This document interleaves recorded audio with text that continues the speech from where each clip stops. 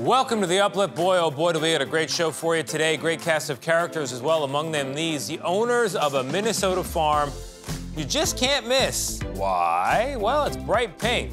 What's the story there? We'll get into it. Also, a father-daughter duo running a TV station out of a house in the English countryside. Yep. Also, two mayors keeping their neighboring towns close thanks to their own personal bond. Plus, a social media influencer using her platform for good. And NFL star Jason Kelce's big impact on a McDonald's employee.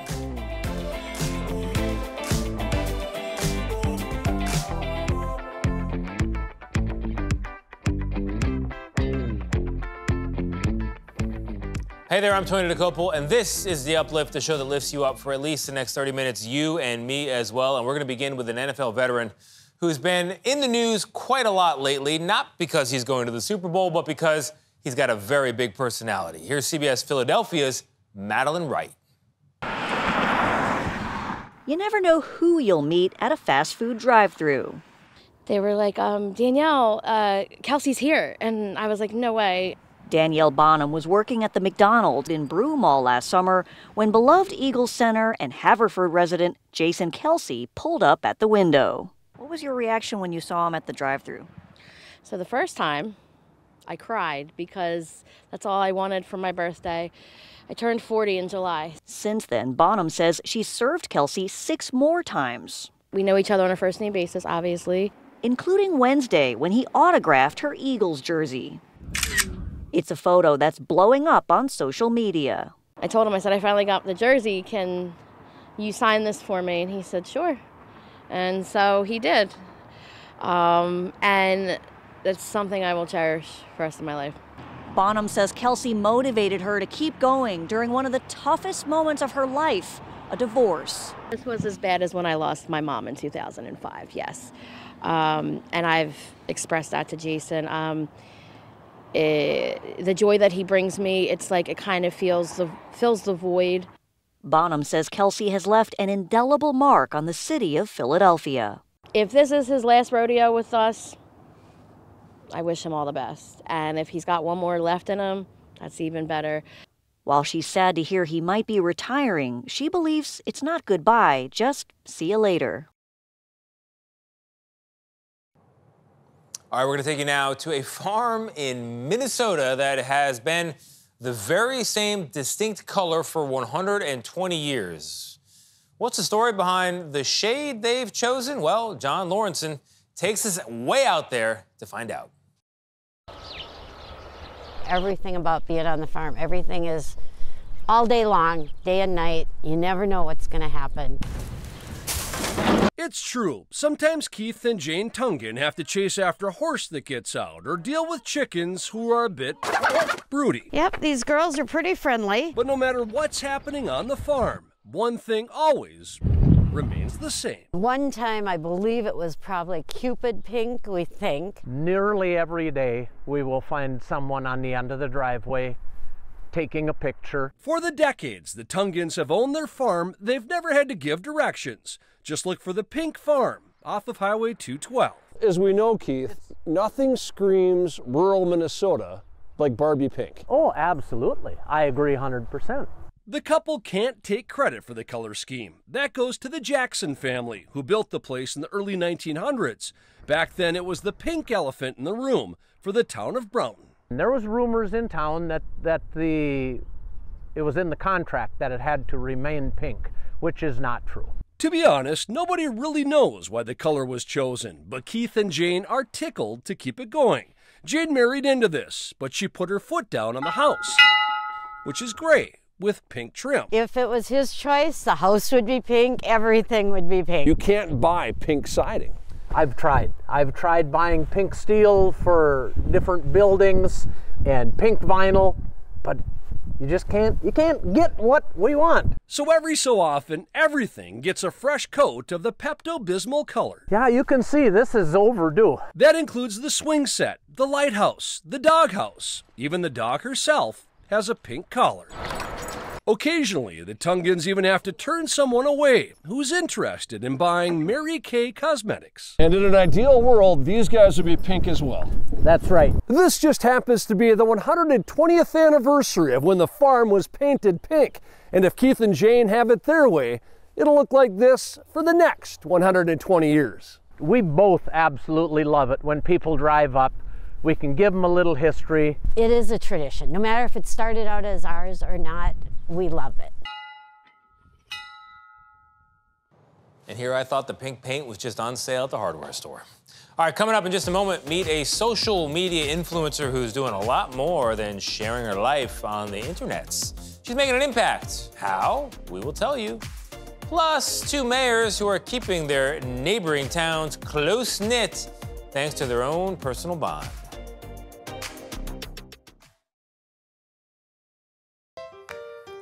Social media influencers. What they do is they often share their fashion, their makeup routines, but Brooke Eby's posts, they got a deeper meaning. Here's Caitlin O'Kane. Like many social media influencers, Brooke Eby chronicles her life online, from friends to dating and travel.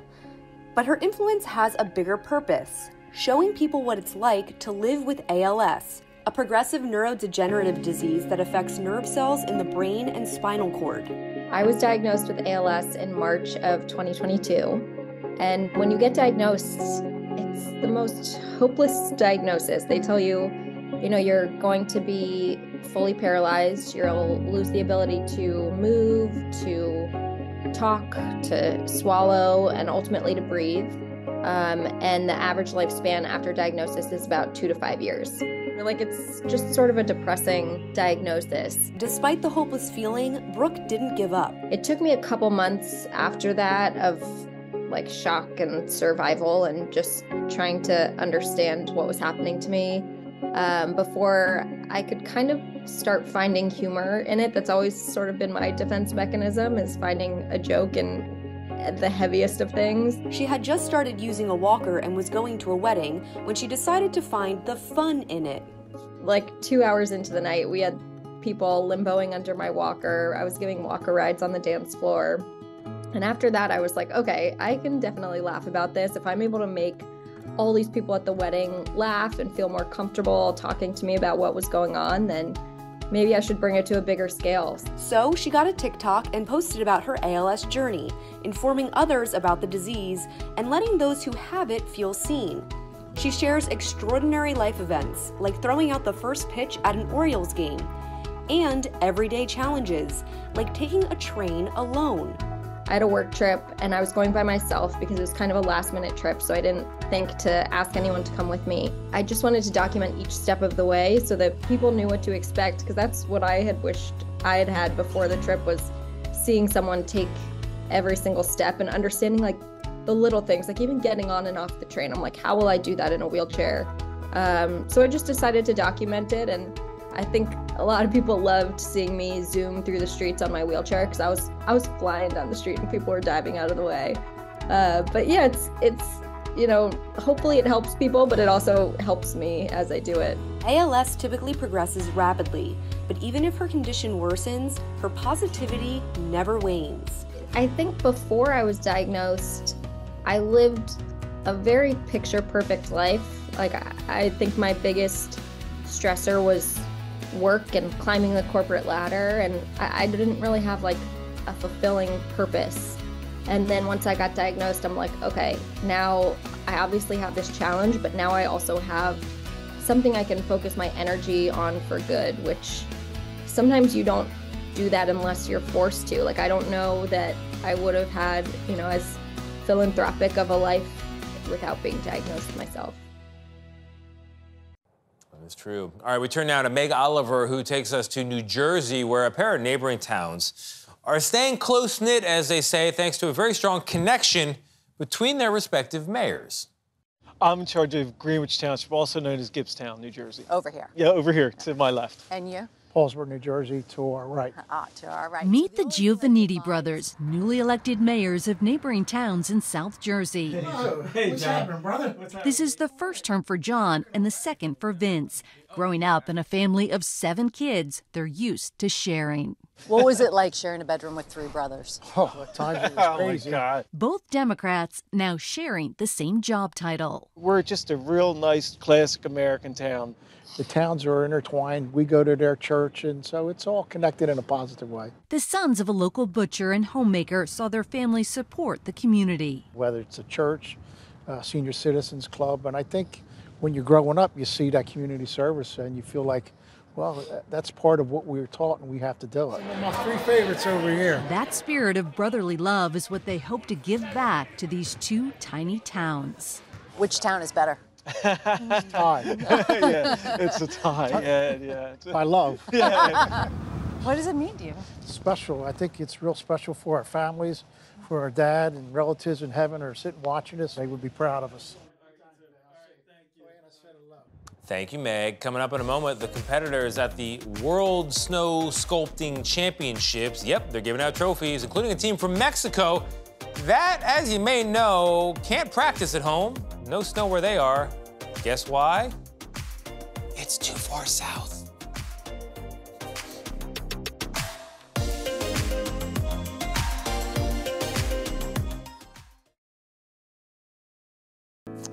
Here's one you haven't heard before. A snow sculpting competition in Minnesota drew teams from as far away as Mexico, where, as you may know, there's no snow. Here's CBS Minnesota's Kirsten Mitchell. We're making two chubby horses. It may not look like much yet, but Team Mexican Snow is working hard. We train all year long just to be in shape to do this kind of work. Carving their vision to life. Inside is Mexico right now, but outside this is Minnesota. So you're sweating? Yes.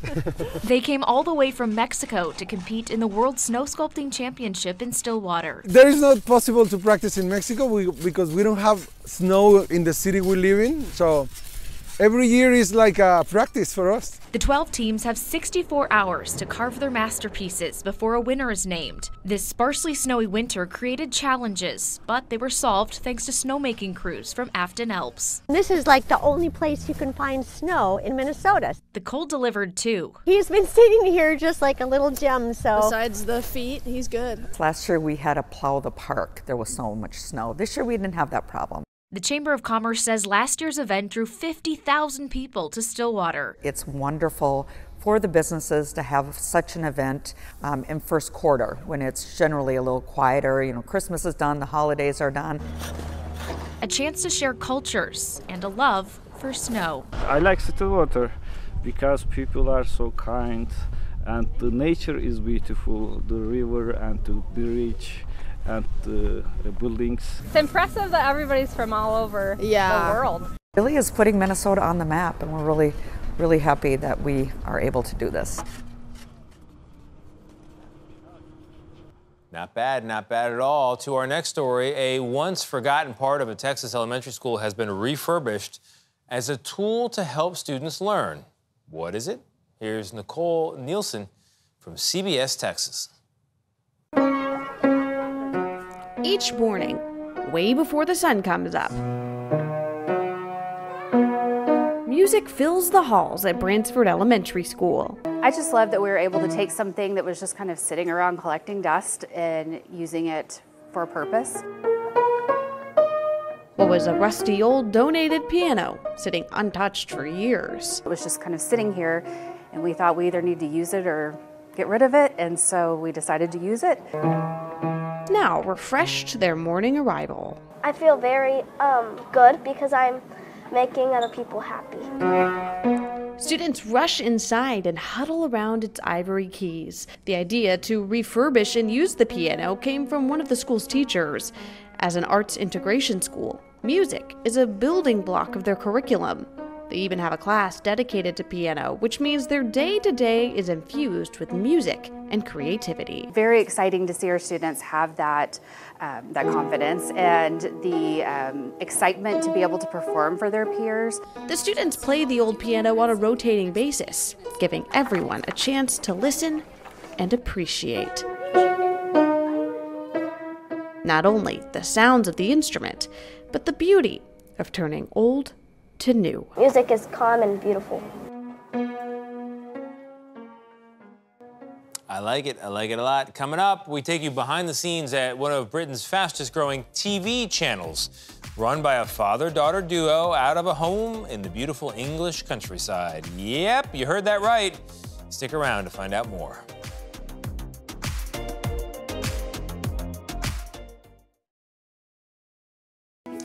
We go now to the English countryside where a father-daughter duo are running a TV station from home. Here's Haley Ott.